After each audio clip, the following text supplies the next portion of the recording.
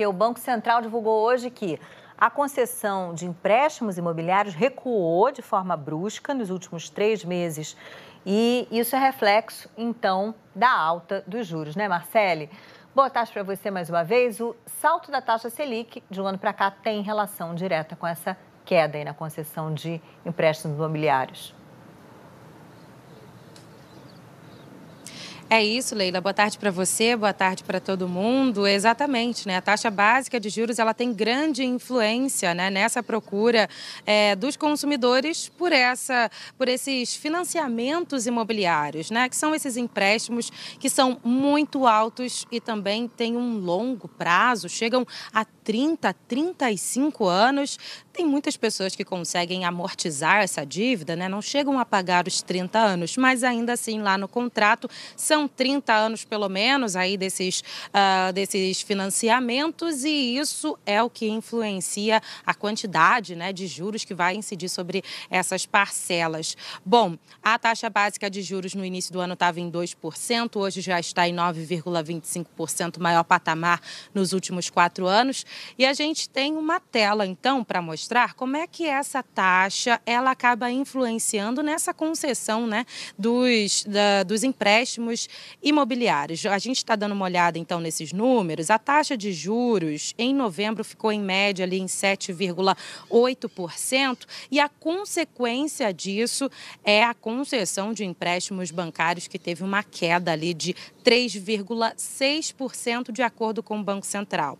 Agora, Leila, a gente sempre fala muito de porcentagens, de números, de taxa de juros, mas o que isso significa de fato, né, para as pessoas, para o cidadão brasileiro, né, da classe média, o trabalhador brasileiro, como é que fica a vida dele ali no dia a dia? A gente tem uma outra tela, então, para mostrar como que a taxa de juros influencia quem compra um imóvel, por exemplo. Esse foi um cálculo que foi feito pelo economista Gilberto Braga e mostra o seguinte: vamos lá, uma pessoa da classe média que escolheu um imóvel ali de R$ 600 mil.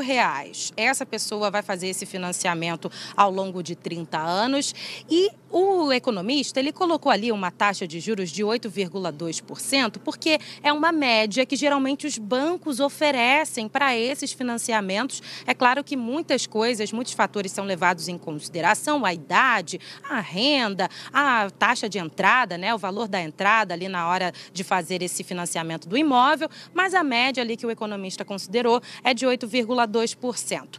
Essa prestação inicial chegaria a R$ 3.991, com a taxa de juros de 8,2%, saltaria para R$ 4.319, um aumento de R$ 327, ou seja, o bolso do consumidor sendo sempre afetado por essas taxas de juros. E a gente tem, então, a palavra do economista Gilberto Braga para explicar esse movimento para a gente. Vamos ouvir. Então, as pessoas passaram a valorizar mais o espaço e o melhor aproveitamento dos cômodos das suas residências.